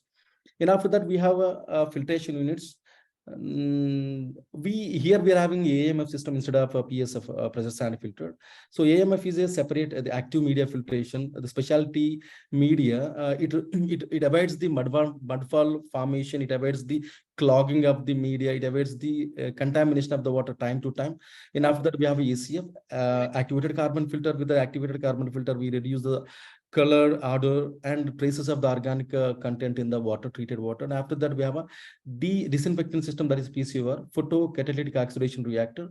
There, in presence of catalyst, in presence of medium intensity radiation, So we use low concentration oxidant so that it produces the hydroxyl ions and other oxidants so that it can disinfect the treated water. Mostly the pathogens, harmful bacteria will be eradicated over there. And after that, the water will be very safe for this gardening and surface applications. Coming to the sludge, which is separated, the solid separated in the dewatering unit, it is coming into the solar drying unit. So here we can see after the solar drying in the drying unit, we have a mechanized parallel dryers, we have a fans, and we after that we have a decontamination unit, IR radiation unit. So that here we explain how each and every unit is operating. So in the drying unit, entire drying space will be enclosed with the polycarbonate sheet, which is 90% transmittivity to the solar radiation. And the atmospheric air enter into this, solar drying shed, that will be heated up by solar radiation, and that will be blown onto the sludge blanket and with a mechanical paddle dryer. So it will be exposed continuous to the hot air so that the drying process will be speeded up, and the consistency of the the moisture removal will be very consistent, and it will reduces the time of the drying process. Generally, as I told you, generally it will take 20 to 25 days as standard Indian conditions. So we can drop down the drying time to at least 48 to 36 hours generally. So these are the unit. You can see how this is for the MLDs, bigger capacities which were installed at Israel, and the smaller capacity I can show you in the next slides. So, and after that we have a decontamination unit. There we use IR radiation. This IR radiation instantaneous heat that can go into the pores, the core of that sludge, the sludge pellet, so that the pathogens and helminthics eradication will be ensured over here with. So these are the few plants we installed in Telangana and other places. Kamareddy 30 KLE, Uppal 40 KLE, Ramagundam 60 KLE, and a few plants are in operating Warangal 150 KLE and other places. So this is visitors to my plants at my FST plant at Uppal. So apart from that, the treatment facility, we have provided some automation philosophy that some entire plant is operating with PLC. On demand, we can operate with the DCS as well, but we have a HMI system. We can adapt the SCADA system, and moreover, we have a IoT system. So with the IoT system, we can monitor, we can control, we can just operate each and every unit operation of the plant from anywhere in the world. So it can just give the proper operation of the FSTPs, because we cannot completely depend on human resources who are working at FSTP sites. So coming to the capital expenditure, generally with the bigger capacities, we require less for the KL. It is a range in between 3 to 8 lakhs per KL. So operational expenditure will be for KL 33 to 200 rupees per KL it is required, and power consumption generally for smaller capacity it is 3.75 kilowatt per KL. For the bigger capacities like 100 KL, 150 KL, it is 0.75 kilowatt hour consumption will be there. Yes, sir. Thank you. Thank you. Sir. Thank you so much, Mr. Anand. Mr. Srinivas.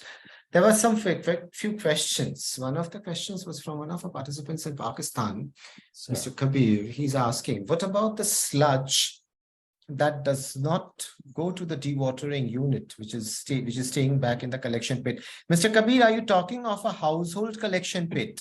Can you open your mic and put up your question? That would make us more easier for us to understand and answer your question. Thank you, Dr. Rajji. So when we see the flow chart, the first slide, I think first or second slide of Srinivasi. Yeah. So it shows that the dewatered from the collection pit, the water goes to the dewatering unit, and some of the sludge that remains that settles in the collection pit. What happens to that? Yeah. You're right, sir. The collection pit, it is always should be homogenized, sir. So we have a mechanism there. So because the very obstruction to the system, those are the aggregate and the bigger particles that will be removed before that collection pit. Like in a bar skin chamber in grid Yeah, separator, we will Right. will remove everything. But Yeah. this entire sludge, it can be homogenized. We have a mechanism that the recirculation of the sludge will be continuous when it is pumping to the dewatering unit. There is a recirculation mechanism so that it is always the concentration of the sludge will be homogenized continuously, so that there is no question of deposition of the sludge which is not going to the dewatering unit at all. So does that mean, Srinivas ji, the settled sludge in collection pit will Okay. be used for recirculation? Yeah. And No, sir. Settled sludge there will not be any settled sludge, because during the operations the recirculation is on every time. Okay. It's like Okay. it's like churning the whole sludge solids and the liquid content in the whole. What he means by homogenization is churning the whole of the solid and liquids content, and then pumping it to the dewatering unit. Yeah, now I understood. Yeah, because just by the flow chart, no, when you see that the settled sludge, what happens to the settled sludge? So that's now I understood. So just because of homogenization, that gets into the dewatering unit. Thank you very much. So how to? I mean, there's another question: how to dry sludge in the dry season and rainy season? Any actions will be taken or operated differently? Generally, sir, we kept some margin in the drying area, so that in the dry, generally in a summer or sunny days, we required only 48 hours to dry the sludge with this, solar sludge drying mechanism and everything. But we put almost 7 to 8 days retention time in the drying shed, so that mostly 1 week time, more than a week time, we can handle the sludge. And even we have a 2 days of retention time in the collection tank. So if there is more sludge, we cannot we cannot send it out of a dried sludge. We can keep it as a storage. Even the dried sludge, we can keep it as a storage in a storage, or untreated, undried sludge also we can keep in a storage, so that at least 10 days to 15 days we can manage with mostly during the rainy season. There is a question. I guess that question is directed to Mr. Ajit from Mohammad Rashid. Am I right, Mr. Mohammad Rashid? I mean, I'm not getting the question. Can the drying bed be removed after adding a warm reactor module? I mean, I'm not getting whom is this question addressed to? I mean, can you be a bit clear? Can you open your mic and speak up?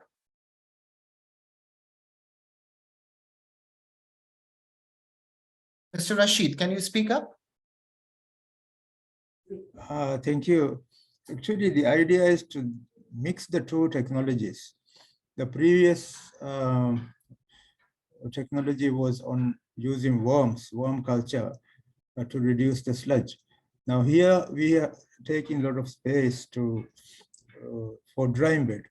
You know, the drying bed can also have smell and all these things. So if we can mix the two technologies together, can we get rid of the drying bed?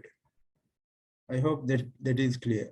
Thank you. Oh, so it's an idea you are sharing with us. We would like to have, we will surely look into that. We would put our brains into it. We'll bring in Mr. Srinivas. We'll bring in Mr. Ajit Oak for that and have a discussion if that could be done. And we can come back to you on that. Thank you for sharing the idea with us. Thank you so much. As the next step, I would ask Mr. Srinivas to stay on with us. Okay. Take on the questions that might be coming up in the chat box. Yes, sir. While we move on to our speaker for the day, for this session.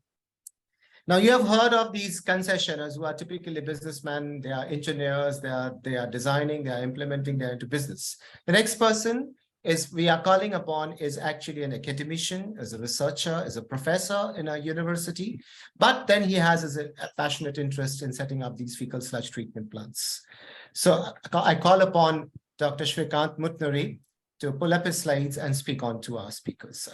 Over to you, sir. Thank you. Thank you very much. Let me share the screen.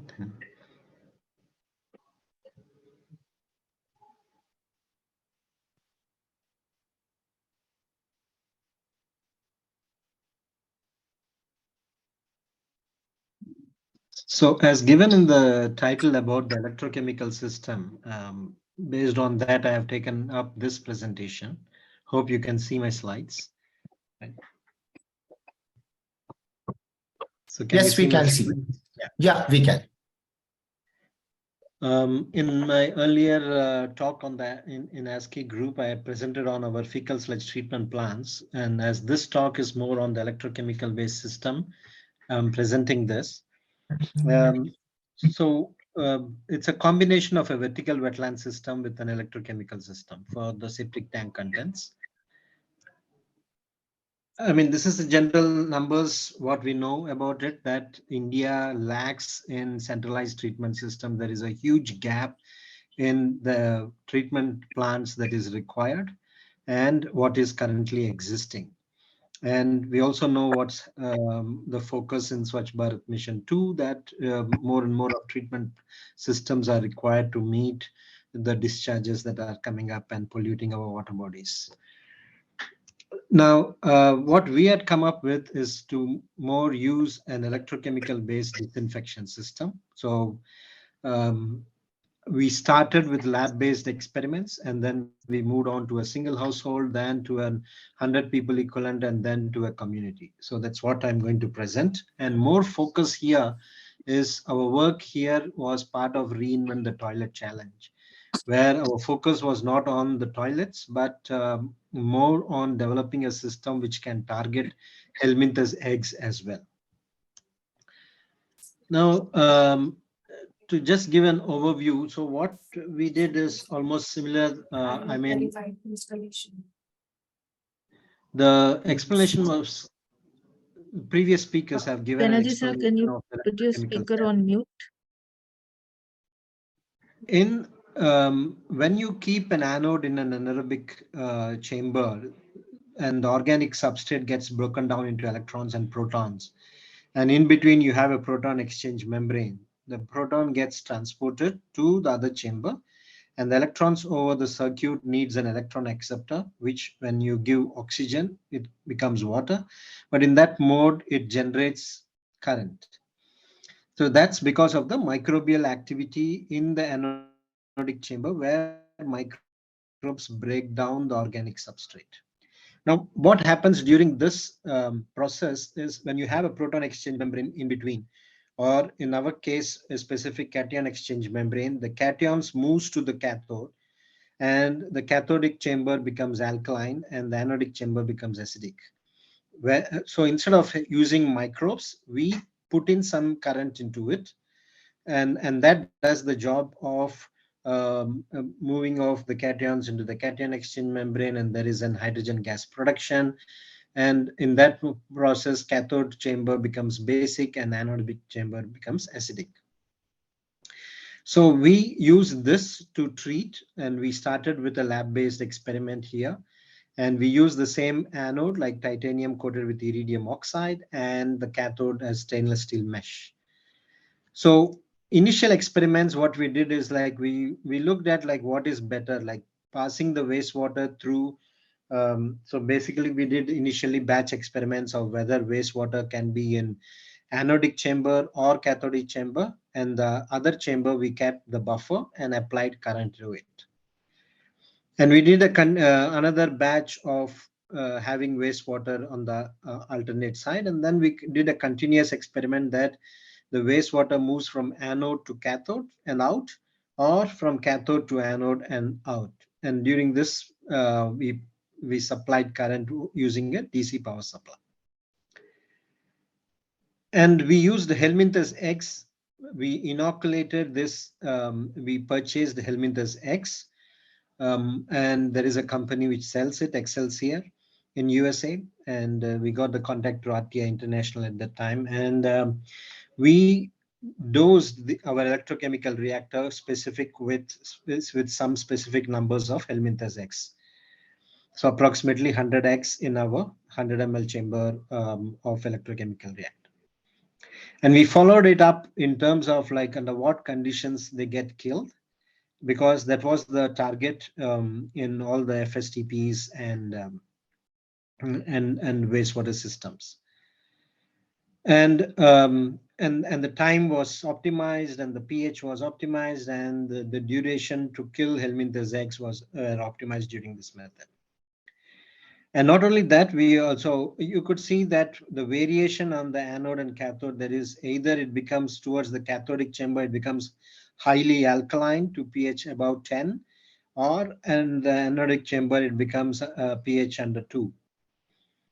So we exploited both the conditions of the coating that is there on titanium anode, as well as the change in the pH, and looked at what happens to different pathogens like coliforms. You could see there is log 5 reduction, above log 5 reduction, and they get killed, all get killed either under pH 4 or above pH 10. So we exploited these conditions and looked at the COD reduction just by using this electrochemical reactor. From 900, it goes to about 260, 250. And this is just with the electrochemical reactor. And also we looked at what happens to this Helminthes eggs. If you look at B2 and C2, so those are the anodic effluent, like B2 is the anodic effluent with a retention time of 6 hours. And C2 is the cathodic effluent at 6 hours.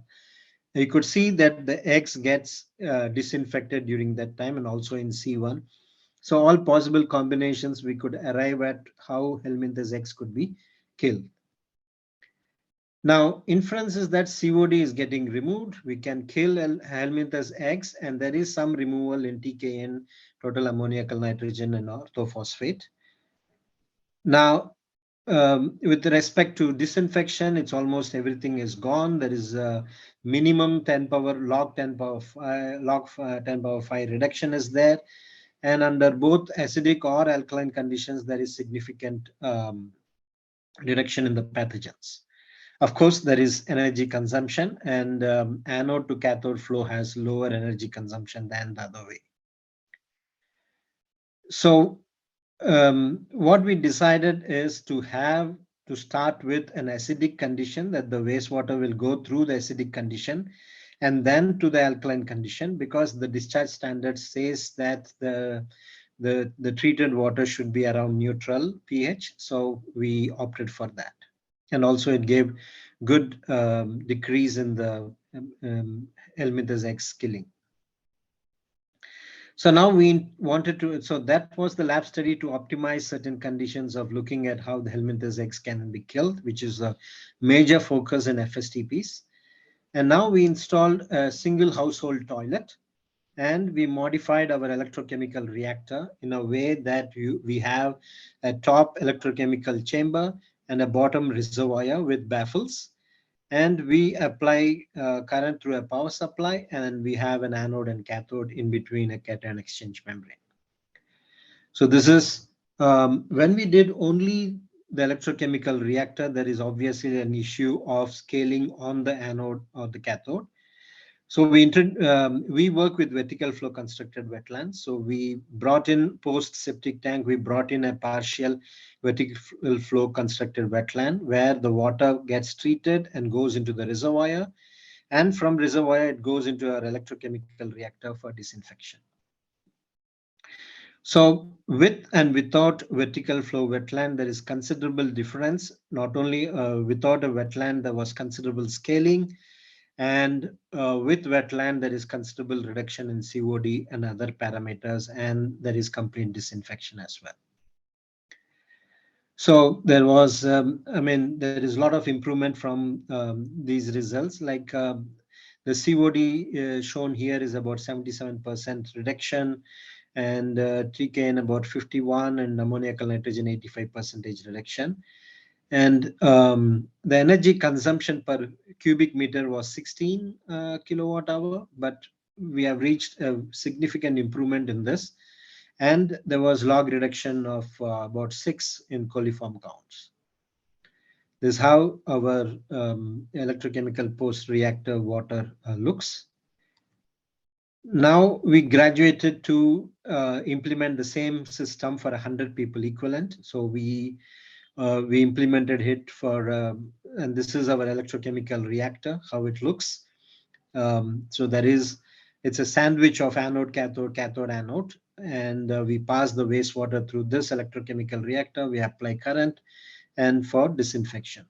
And this is how it is assembled, and this is how it looks. This is a student hostel where the treatment system is converted into a septic tank followed by a wetland. And from wetland, the wastewater goes into a collection tank and it goes into electrochemical reactor, which was shown here. So in this room, the electrochemical reactor is placed. So from the reservoir, it goes into this electrochemical reactor, and then the disinfected product comes out, which is used for gardening. And this is how the wetland was set up. And we could again see from 1,339 COD milligram per liter, we could bring it down to 133. And for when we set up for a, instead of a septic tank, if we set it up for a normal domestic wastewater, it functions and it meets the discharge standards as well. So again, as we said about log reduction of 4 in the coliforms and other parameters, and there is energy requirement needed. So that's published, that's available for, you can read the publication here. And what we have significantly improved from the 100 people equivalent system is the one which we had put for a community on a beach. This is the public toilet where we have, the changing room, female toilet, handicap toilet, then an electrochemical reactor, then male toilet, male urinal. And this was, and then at the back side, we have kept the wetland system, which is again 2-stage saturated vertical flow constructed wetland, and just the seawater shower for the people to use that. And the model is that it is handed over to the panchayat, and panchayat generates a revenue of about 50,000 rupees a month. One person has been employed to maintain this, who takes care of the toilet as well as the treatment system. So the significant improvements what we have done, as you could see, is from the cost of electrochemical reactor was 3.32 lakhs with the initial systems what we had shown for 100 people equivalent to, we have brought it down to 64,000, and the power consumption went down to about 0.05 kilowatt hour per meter cube at a power cost of about 17 paisa. And so these are all running plants. It's still there. And as I was told that I'm an academician, I'm not only an academician, I also have a startup where we are taking this further into the markets. We are implementing that as well. Right now, we are installing an 1 MLD unit for Hubli Green Corridor. And I'll take up questions now. Thank you.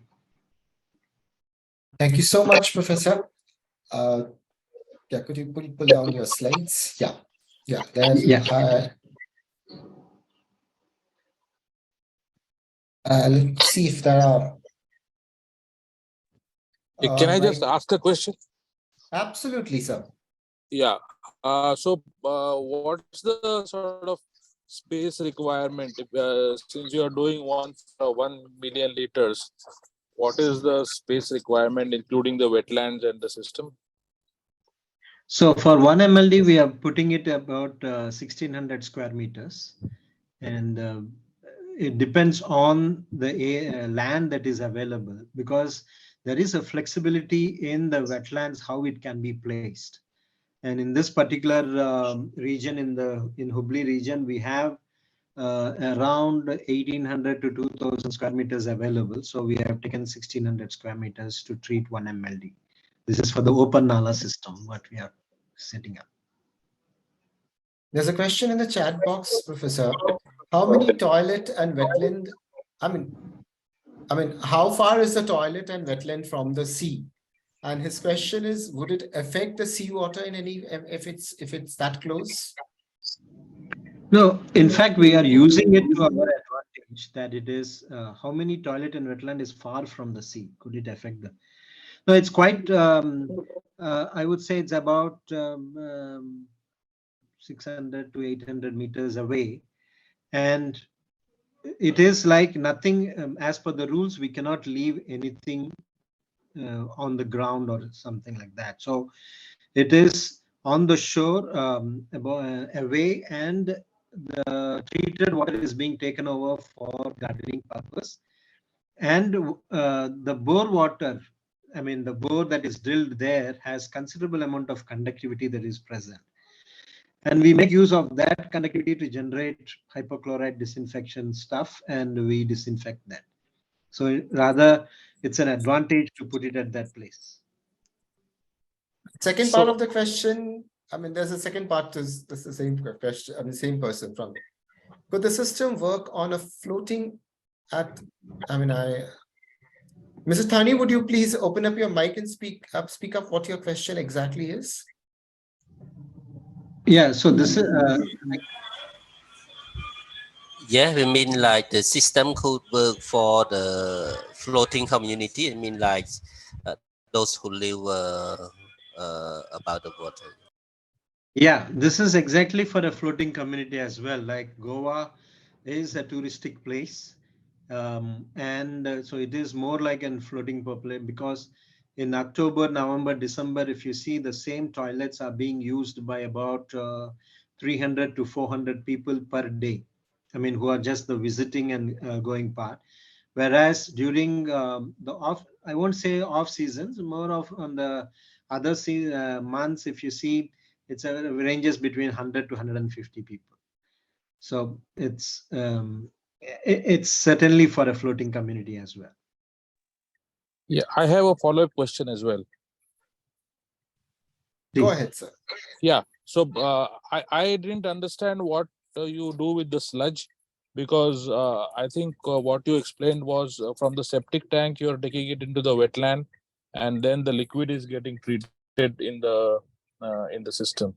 So what actually happens to The sludge, the sludge part I haven't discussed here. I thought that it is a continuation of the earlier talk. So sludge part, we see it is like a septic tank that is there, which takes care of the sludge into disintegration into it. The sludge is actually, we make it into a collect it and make it into a manure at a different place, and that's used for, like, we tested it on crops as well.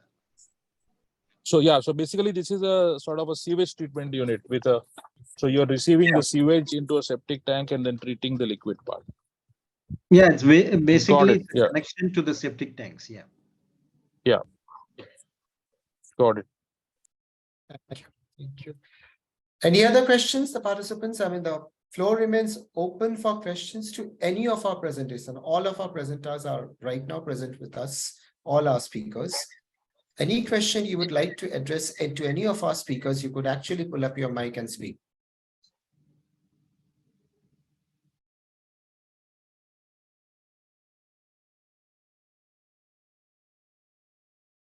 If not, of course, it's not always a not. So there's a question. Yeah, Mr. Prajwal, could you, I mean, it's instead of writing, could you please open your mic and speak up the question? Yeah, thank you. I'm just wondering, going through all this presentation, there has been lots of systems, different type of systems that have been shown today. I was wondering if from each system, each and every system that has been shown, can we choose one component and combine it to develop an ideal kind of wastewater treatment system? Because I am guessing all the system has some sort of pros and cons, but if you take the best out of component from each and combine, just asking, going through my mind.